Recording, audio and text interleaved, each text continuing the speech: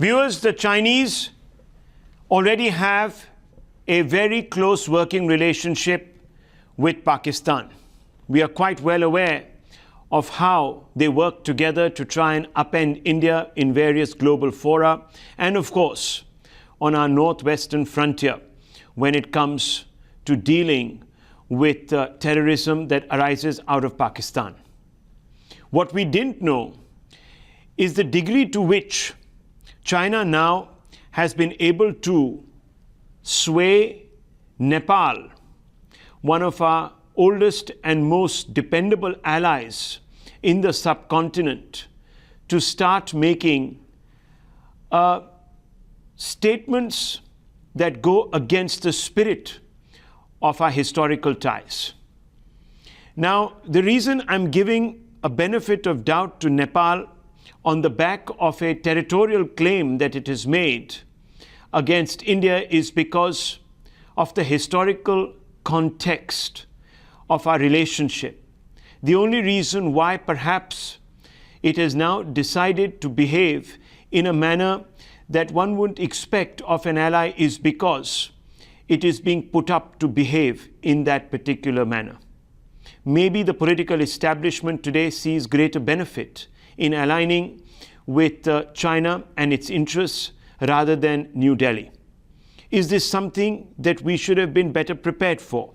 Could we have countered this, given the strategic importance of where exactly this new fault line is emerging? That's the central question that we're going to debate here on this India Upfront special edition. And we have with us an illustrious panel: Kanwal Sibal, former Foreign Secretary; Sushant Sareen, Strategic Affairs expert; Pawan K. Verma, former diplomat; K.C. Singh, former Secretary of the MEA; and General G.D. Bakshi, Defense Analyst. And I want to first begin with Kanwal Sibal and K.C. Singh and Pawan Verma.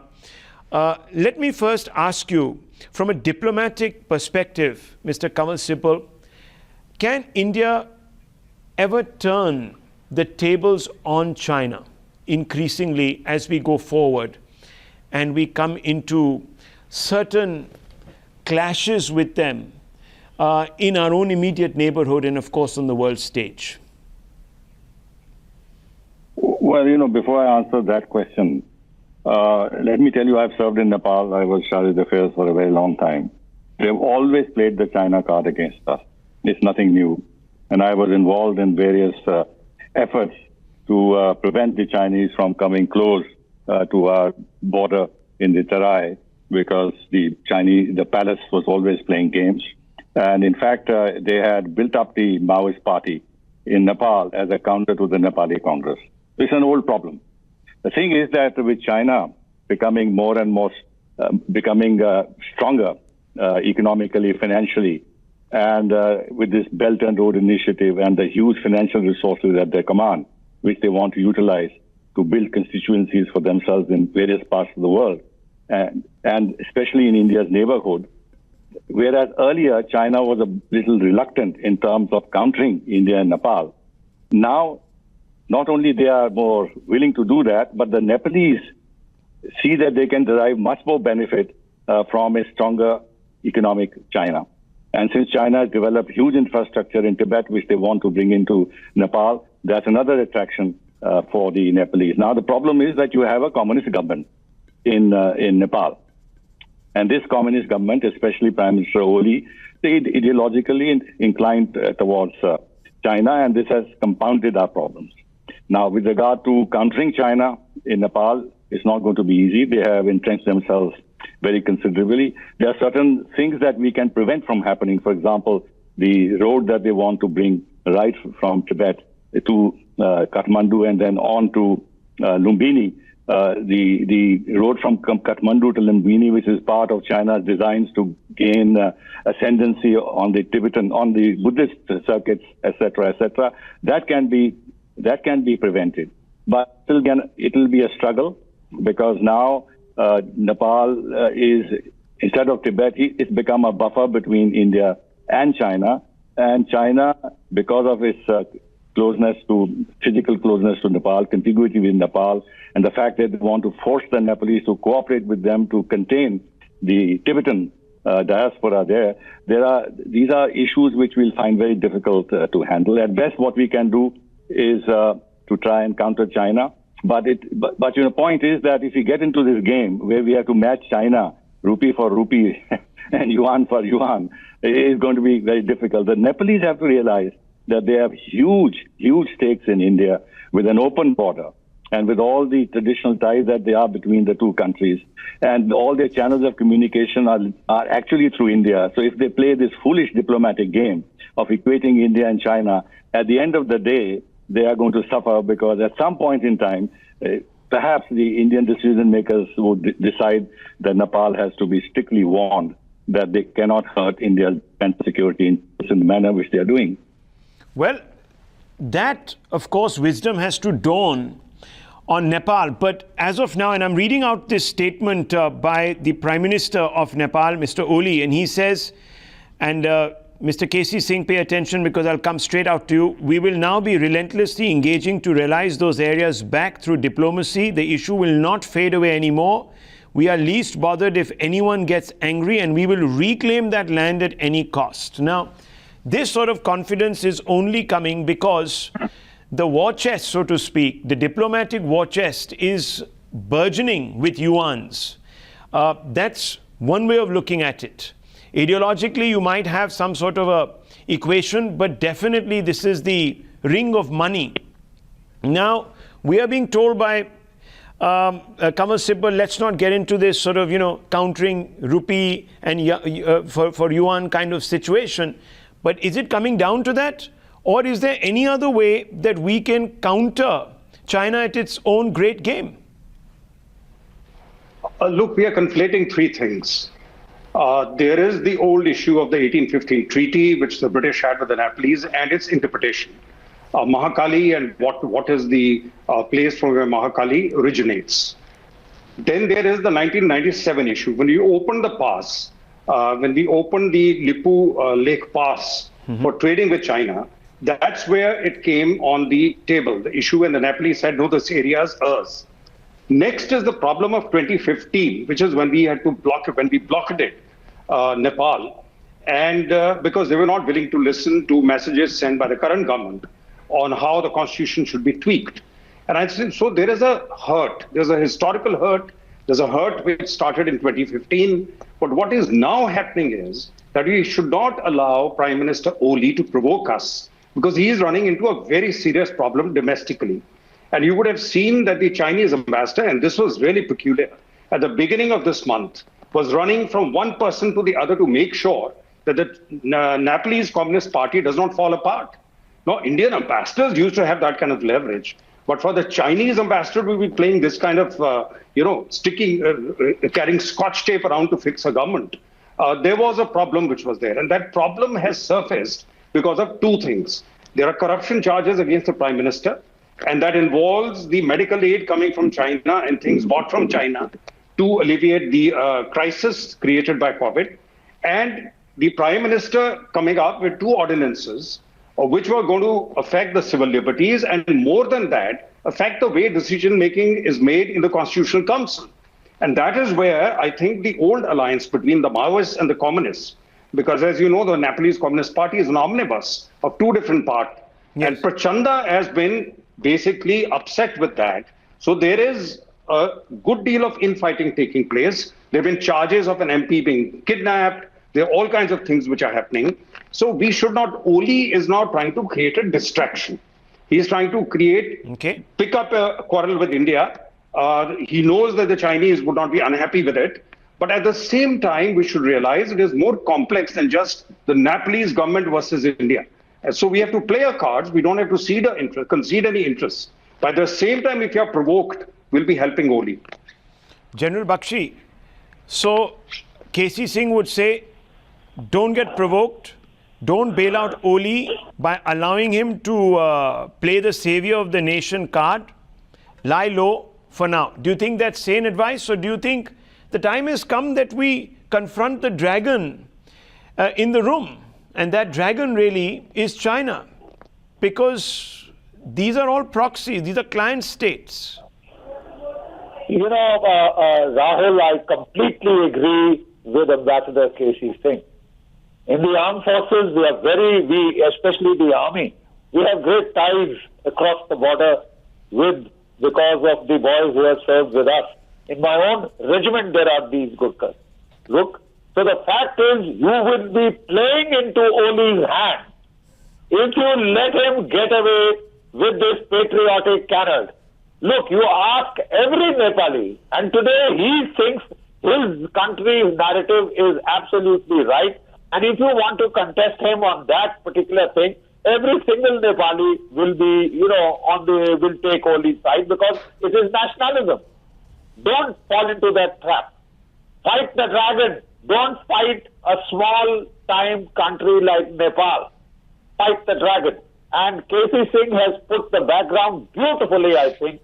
Just last month, these games of thrones was being played in Kathmandu with that Chinese lady ambassador acting like the prima donna.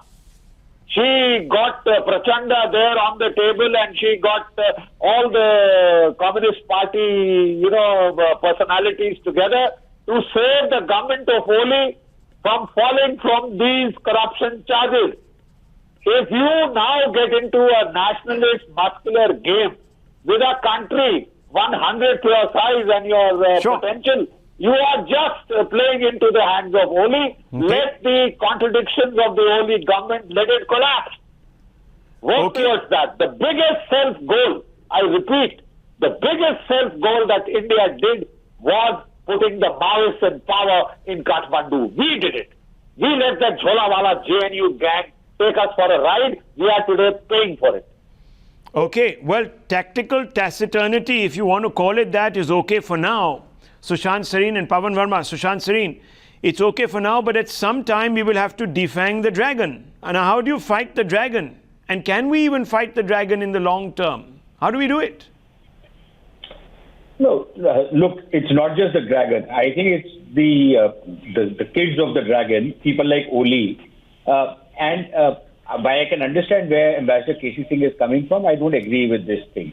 Because if you just let this slide, if you just let Oli say what he's saying, and you say, I don't want to fall into his trap, maybe you are falling into the trap. Now, I have two questions. Number one, what is it that he thinks that he badmouths India, he abuses India, he takes jibes and digs at India, that this makes him very popular in Nepal? Is there a groundswell of anti-India opinion in Nepal which he is trying to harness? Because otherwise, why does he not do it with China? Why can't the patriotic card be played against China? Why does it always to be played against India? Now, I understand that Nepalese have this sense of entitlement of India, but that sense of entitlement, as far as I am concerned, does not entitle the guy to say the kind of nonsense he has been spouting against India. And I think to just let this matter drift is not good enough. So maybe the better thing to do is to hoist him on his own petard and bring him down, not just a peg or two, but topple him in one way or another. And I say this in a more poetic sense, not in a literal sense, so that, this guy is left hanging with nothing to show for it. And maybe that is what we need to do. And we need to show that, this grandstanding that he is doing, that he is all empty inside. Rather than not doing anything, maybe we need to do something and show him to be wanting. So all this chest thumping which he is doing, that at any cost, let's ask him to pay the cost. Why okay, but I'm more interested. And we constantly have been on this back foot that, they're important, we should not be hurting. A lot of respect. Yes, we should treat them with respect because of our historic cultural relations. But does respect only have to be a one-way street? Okay. Should it not be a two-way street? Okay. So you're saying play the man, not the dragon, not the ball, play the man. Okay. I'm going to go across to Pawan Verma. Thank you for being patient, Mr. Verma. Is there a groundswell of negativity against India in Nepal that allows Oli to play this card? And if it is, who's to blame for it? Thank you, Rahul. I think One thing we have to understand is that India is a factor in the way internal politics in Nepal play out. This is something we have known for long. We can take it as granted. Right now, for Mr. Oli, for the Nepalese Communist Party, India bashing is perceived by the ruling party to be of benefit to them in consolidating their position within Nepal. It's not happened for the first time.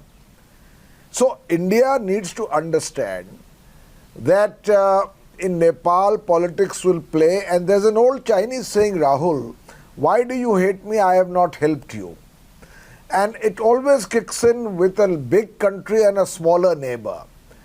But my advice, and I think the government of India has so far reacted well, my advice is, first of all, we have been much too deferential with China in conveying certain messages officially or unofficially for quite some time. And one of them is, don't play games in our backyard. I think this message should have by now been sent out much more strongly. Secondly, whatever may be transiently going on in Nepal, we must understand that a lot of Nepalese are still not recovered from the aftermath of the blockade that we had imposed, which in my view was an excessive reaction to internal developments and should have been handled better. I had raised just a German motion in Parliament when this matter came up.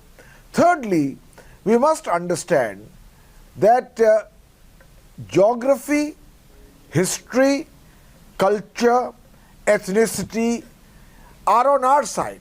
And I think ultimately it's a game that you play with patience rather than move too fast or perhaps recklessly. Okay. Nepal should be told, and I think this is what the government of India has done. We have a dispute. We are willing to talk with you. You are one of our oldest and closest neighbors. But we have to convey that we are not yielding merely because of your rhetoric. Okay, so let me bring in Kamal Sibal once again. How do you deliver a message which is a strong message to China when you're economically so dependent on it, when you know that whether we like it or not, it has been able to create a ring of pearls around you to constrict your maneuverability in the region? How do you do it? Well, look, we have bigger problems with China than the problem that has been created in Nepal. Sure. After all, we have a border issue with China. And we just had instances of some sort of a standoff in Sikkim and in Ladakh. Then there are other big issues at the international level, support for Pakistan, terrorism, CPEC, opposing our NSC membership, opposing our permanent membership of the Security Council, etc., etc. So our agenda, bilateral agenda, China is pretty full. And then, of course, their whole maritime Silk Route, their penetration of Sri Lanka, etc., proposed security challenges to us. We are, within our means, within our capacities, standing up to China as best as we can, while maintaining a level of engagement which is required, because at the end of the day, they are our neighbor and we have to manage that relationship. And this we are doing. For example, in Doklam, we stood up to China very firmly and refused to back down. That was a change in what was the kind of behavior we adopted in the past. Then this whole Indo-Pacific thing, our strengthening relationship with the United States, Australia, Japan, and others. There are other areas in which we are trying to hedge against China. So it has to be a combination of engagement and hedging. And I think more and more, as China is becoming a problem for the rest of the world, the hedging part will become stronger than the engagement part. And that is the card that we must play in a very calibrated way, so that the engagement with China doesn't break down, but we expand our diplomatic space vis-a-vis China. And one thing which I've been advocating is Taiwan. We we must actually expand our relationship with Taiwan. For example, the moment they raised this issue of Kashmir in the Security Council, we should have invited a Taiwanese minister officially to India. Okay. And when they did it the next time, we should have invited the Taiwanese foreign minister to India. So there are certain things that we can do to begin to open up diplomatic space for ourselves, but somehow we are not willing to take these steps because somehow at the national level we do not have yet acquired the self-confidence that we should expand our okay. So let me very quickly to combat crime. This is an interesting idea. Expand diplomatic space. Which direction, KC Singh? I don't have much time. KC Singh, what direction do we take? Look, we are mixing two things. One is how to deal with China. I agree with Mr. Sibal. We counter them. In fact, as we speak, there are two ruling party MPs. For the first time, they are there for the swearing in of the president in Taiwan. So that is a signal which you send to China. Those battles you fight there. But when it is your core district, your core area, which is Nepal, the way to fight China is not to invoke their name. It's to get rid of Oli. And I'm sure we have enough assets there. There is Nepal Congress, there are divisions. We know all the actors in the No, I'm not specifically referring to Nepal right now. I'm trying to take the longer view, KC Singh. I mean, how do you expand diplomatic space to pigeonhole China a little bit, or at least make it feel a little uncomfortable? Look, it's already happening globally. What has President Trump done since yesterday?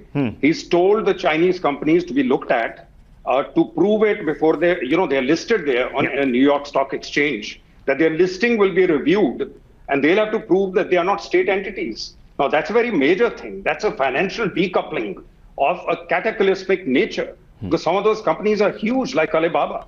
So that is anyway happening, and we will link up with that.